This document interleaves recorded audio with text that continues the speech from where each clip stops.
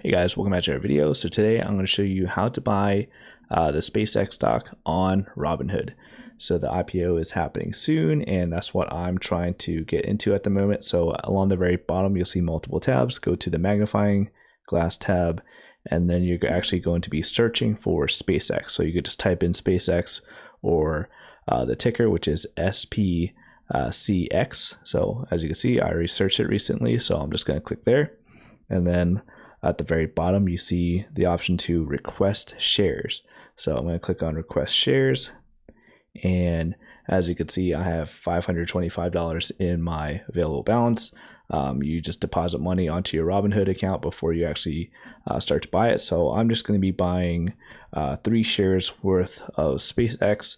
And you can see that the max share price is 162. It's just giving me a little bit of a buffer in case it actually doesn't go public with the price that it says it will. And then at the very bottom, you can see my estimated cost. So I'm buying 3 shares, saying my estimated cost might be $486.